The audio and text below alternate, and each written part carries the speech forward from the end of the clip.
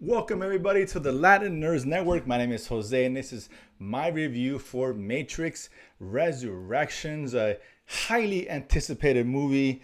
Well, not really, but I'll admit for me this was highly anticipated. Obviously I'm a huge fan of the original Matrix. Of course, who isn't? Back in 1999, it was groundbreaking, fantastic. We get it. It's funny that I am this was this excited to see this film because there's really no reason to be to be honest with you. We know the history with these films, which takes so many years in between releases, and they give us a reboot or a sequel, and it's been 10 years, 15 years, whatever the case is. The history says it doesn't work, and it hasn't worked. So from that sense, why should I be excited about a new Matrix film? On top of that, obviously the sequels were subpar in comparison to the original. I think most people would agree with that. And the Wachowski brothers, I know there's only one doing it, Lana Wachowski, with directing this one by herself. But again, they haven't done anything great since The Matrix. Again, that was over 20 years ago, so nothing indicates we should be excited about this. But I am. I admit it. What can I tell you? I'm guilty as charged. What can I say? And, I was talking to a friend of mine. I was telling him, listen, this movie either has to blow me away, it has to be fantastic, or I want it to be just complete dog shit, where I can make fun of it and it be memorable for the wrong reasons, give it something to talk about. The last thing I wanted to say was Matrix Resurrection, sorry. It was fine.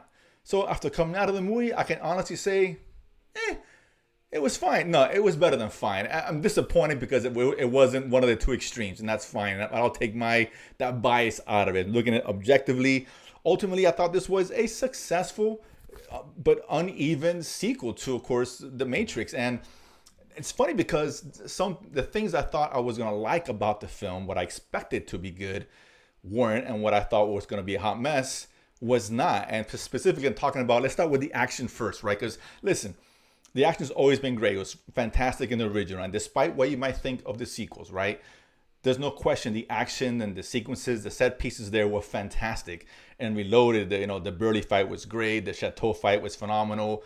Of course, the great highway chase scene, all that really worked. It's really well done. And even in Revolutions, the fight scene in Zion, the beginning, the club hell scene with the Merovingian, that really worked visually. It gives some innovative action, bringing that kind of Eastern style kung fu to Western cinema.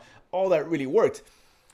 But I gotta say, the action let me down here. It was kind of underwhelming. I'm not saying it's bad. The action was good. Some good set pieces. It was enjoyable, but I expected more. Particularly, listen, it's been 20 some years since the original. Technology has advanced.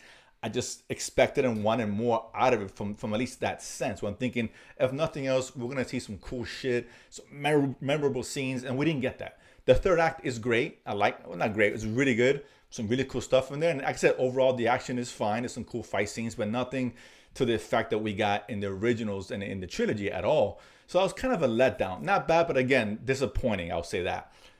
But the story, which I thought was probably going to be the mess here, was actually the best part. It was actually really well done, surprisingly enough. I like this new approach they took, very relevant. It was fresh. It felt fresh. I like this new introduction, how they kind of introduced again the Matrix again and how it was rebooted, and all ties into the connection between Neo and Trinity, and which could also lead to its destruction. So that was very interesting. And not only that, but the world building here, like it's been 60 years. This takes place 60 years from the events of the last film. So where humanity is with Zion and what happened with them and how they've evolved, I thought that was really interesting, really well done. Even the machine world and what they went through, some of the issues and conflict they had, that worked really well. I really enjoyed that. I mean, not everything in the story was great. There's some things that were kind of hit and miss at times, particularly with Agent Smith, who does return here. He looks differently, but it's Agent Smith. Some of that didn't work for me at all. But for the most part, the story was fun. It fit. It made sense. And listen, I'll say this because you're probably gonna hear this a lot. This movie is incredibly exposition heavy. It really is. There's a lot of it. It's a 2.5 hour film, so I get it.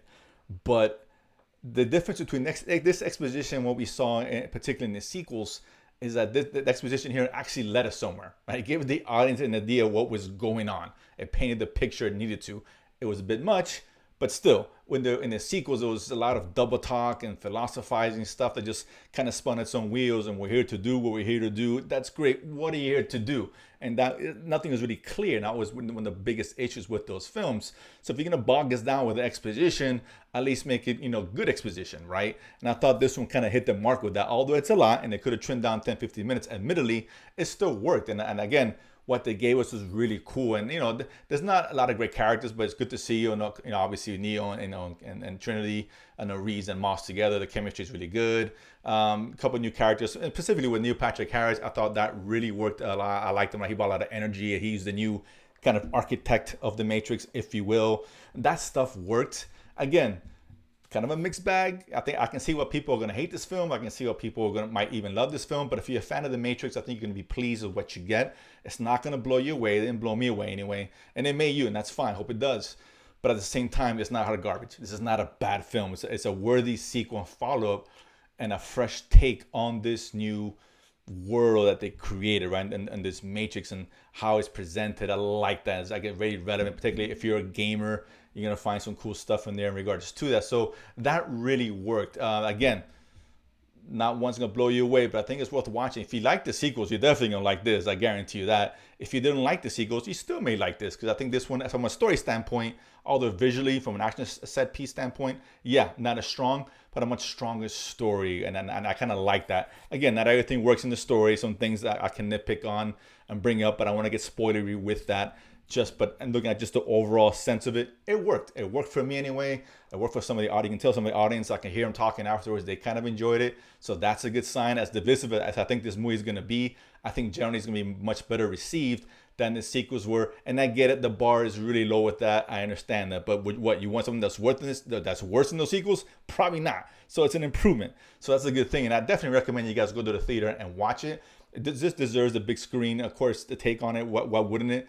But if you can't do it, COVID, for whatever reason, it's an HBO Max. I definitely recommend you guys check it out. It's free on HBO Max if you have that subscription. So why not watch it and give it a shot? I think it may surprise you what you see here, because I was pleasantly surprised at what they gave us from a story standpoint. Let's be honest. Between the action and the story, it's probably better to have a cool story than great action, right? That's the most important part. Great action without a good story doesn't leave you with satisfied, and the sequel's a testament to that. So that being said, check it out. I liked it. I enjoyed it. Not great, not bad, a mixed bag, but listen, there's more good stuff here than bad. I think you guys are going to find interesting. So that being said, if you do check it out, let me know, comment below. And if you haven't done so already, as always, subscribe below and feed my need to go to the movies and talk about it afterwards. See you guys next time.